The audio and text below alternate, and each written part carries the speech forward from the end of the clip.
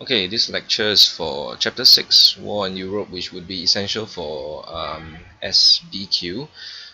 It is important that you know all the small, fine little details for this particular chapter, because when you're doing SBQ, right, your contextual knowledge would help a lot in answering the questions. So that is what is really required. Okay, let's just skip this. You can pause the video at any time to look at the PowerPoint slides if you want to, but I'll be skipping over parts that I don't think would be important for you to answer the SBQ questions, okay? Alright. Okay, let's go straight into it. Now, for Hitler's aims, this is part of the long-term causes of World War II in Europe, and these are his aims: breaking the Treaty of Versailles, getting more land, and destroying communism. Okay, the Treaty of Versailles, as you recall in Chapter 2, as we have mentioned many times, it made Germany very weak, and so Hitler really hated the Treaty of Versailles, and he always wanted to make Germany a great power again. And if you also recall, I think most of you should have seen I should have shown most of you the movie about Rise of Hitler, where he participated in World War I, and he was a very bitter man after they gave up the war, after they lost the war. And so this always stuck with him, and therefore he always wanted to break the Treaty of Versailles, so in order to make Germany a great power again. Okay, the second one is to get more land, or rather living space. Okay, this term here, okay, Lebensraum. Please make sure you know it, because if the SBQ do come out and they mention this term and you have no idea what it means, then all the best to you. Okay. Now, Hitler wanted all German people to be united in one country, because there are other Germans living in other areas of Europe as well, such as in Czechoslovakia, which we'll be looking at for the Munich Agreement later, and also in Poland as well, and countries along the borders of Germany. Okay, and he wanted them to be united together, but at the same time they need living space. Okay, so therefore this term is coined Lebensraum, for them to be able to they needed this in order for the Germans to be able to live there. Okay, and so he was looking to expand eastwards. Okay, if you look at the map, okay, hang on. Okay, the map here would show the position of Germany and the countries around its border. Austria is one of them as well. Okay, and they're looking to expand eastwards. Okay, eventually Hitler aimed to take over the USSR.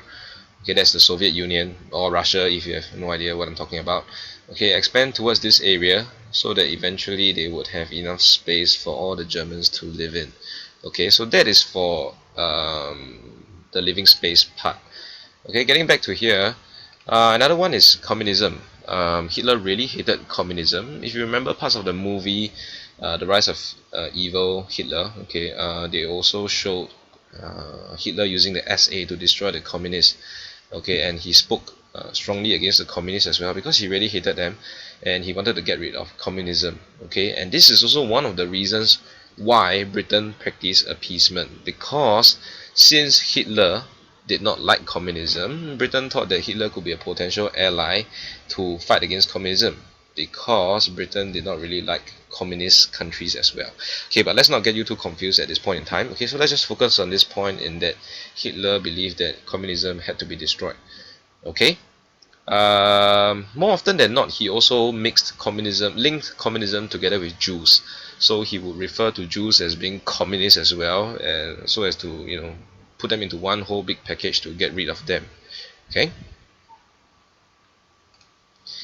Okay, these are the further details that it has to the 3 points that I just mentioned. You can go through the slides by yourselves by pausing the video if you need to. Okay, and this is the map that I showed you just now. Okay. Okay, one thing that I forgot to mention just now, Russia have lots of land and resources, so it's tied in together with the living space part, where yeah, he eventually was targeting the living space in Russia. Okay. Now, so these are his aims, okay, what he intended to do, okay, the 3 points that we have just mentioned. Okay, we're going to go on to Hitler's actions, and this is more or less the start of the long-term causes of the war in Europe. Okay, there are going to be again three things that we're looking at.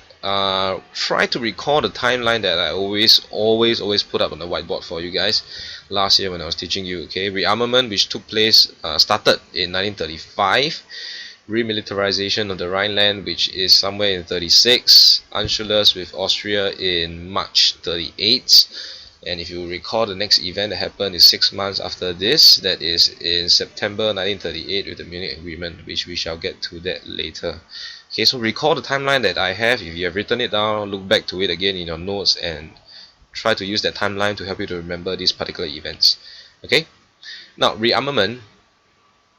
If you recall, under the Treaty of Versailles, Germany had to cut down on a lot of weapons and also restrict their army to 100,000 and this and that. Okay, I shall not go into the details for that. So rearmament essentially is to rearm Germany, build back Germany's army, and also he reintroduced conscription as well. That's in March 1935, and also the production of arms and the spending on army and navy. Okay, and this is to prepare Germany for the eventual war that Hitler wants to fight. Okay, so that is on Hitler's part, he is readying Germany for a potential war. Of course, he wouldn't know that World War II was going to start. He didn't plan for that particular day for World War II to start. Okay, but he's just getting Germany ready for war to start through rearmament. Okay, it is also a show of strength of Germany to rebuild their country and to defy the Treaty of Versailles and to see what anybody would actually do something about it. Okay, the next essential one, remilitarization of the Rhineland. Again, another part of the terms of the Treaty of Versailles. Rhineland was demilitarized. Now, if you can recall, right, okay, according to this map as well, Rhineland is situated between Germany and France. And so this area, after it was demilitarized, Germany was not allowed to put any troops in there. Okay, think of it as our military area in places such as Lim Chu Kang. Okay, remember I talked about this last year as well. Okay, it's a place where we would have all the training, we consolidate all the camps there, and so after it was demilitarized, basically they are not able to use that particular area for any kind of military training. Okay, and so on 7th of March 1936, Hitler, again defying the Treaty of Versailles, marched into the Rhineland unopposed. Okay, which means to say France, Britain somewhere here, were aware of this, but they did not do anything to this. Okay, so essentially it is a gamble by Hitler to make sure that he was not stopped by the League of Nations. Okay, the League of Nations is primarily controlled by Britain and France, so sometimes I might interchange between Britain and France, don't be too confused. Okay, so Hitler was taking a gamble when he went into the Rhineland because obviously he's breaking the Treaty of Versailles. What is the League of Nations going to do about it? They are supposed to do something about it, if you recall, but in this case they did not. Okay, France also did not, Britain did not. They stood by and just let him do what he want. It can also be said to have started from the rearmament when they did not do anything about it. Of course, for Germany, it was performed under secret rearmament. Okay, and League of Nations were not supposed to know about it lah. Okay, so we mark this as a starting point for the League of Nations not doing anything about Hitler's actions. Okay. Um, okay, like I mentioned, the French were horrified but did not do anything without the support of the British.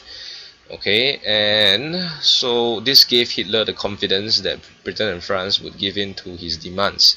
Okay, that whatever he asked for, that they will keep giving it to him. Okay, so this would coincide with the factor about appeasement, which we'll be talking about in a while.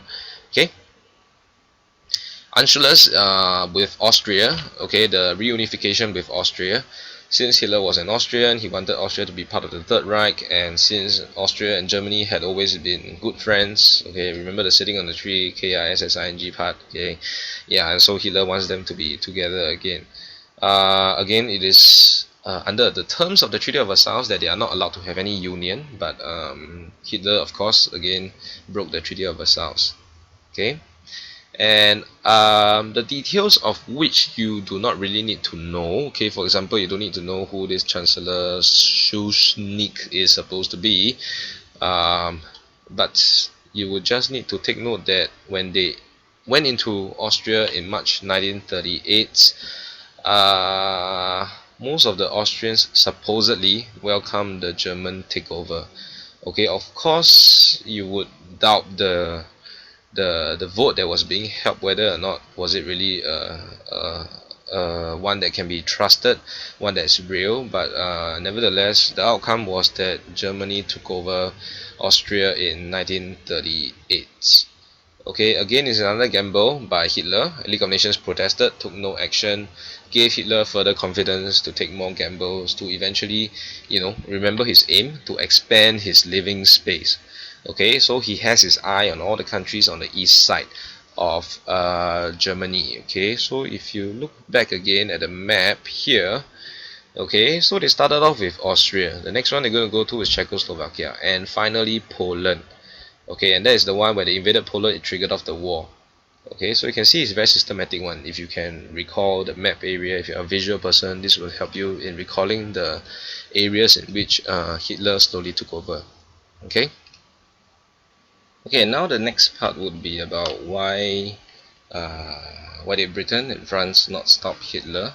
Okay, we're looking at primarily three factors. That is the failure of the League of Nations, economic problems following the Great Depression, okay, and the policy of appeasement. Okay, the League of Nations, I shall not be elaborating too much about it, but basically, they have shown themselves to be weak in handling certain matters. And if you recall, under chapter 2, we have the was dumb thing for you down there, so you should be able to roughly know what does each of these letters represent. You're able to use the information from chapter 2 to answer the questions if you do face it in SEQ. Okay, and two of the primary examples that we actually just briefly went through is the Abyssinian crisis in 34 to 36, where the League of Nations didn't do anything when Italy invaded Abyssinia.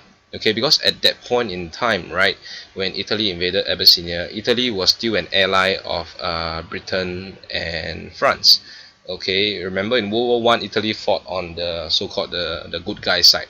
Okay, and so Britain and France not wanting to destroy the relationship with Italy, they did not chose not to do anything at all for this particular crisis.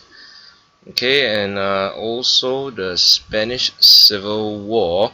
Okay, this is the one where actually Hitler got involved in, but it's not elaborated as much in the textbook if I can recall. But Hitler got involved in this, but primarily because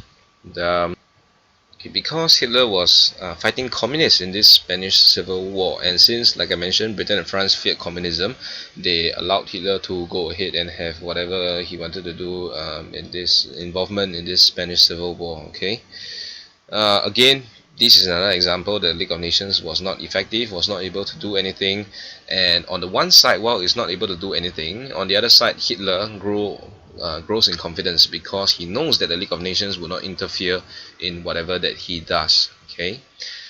Now the next one is regarding the economic problems of the 1930s. Okay, that was it follows Great Depression. Great Depression happened somewhere around the late 1920s.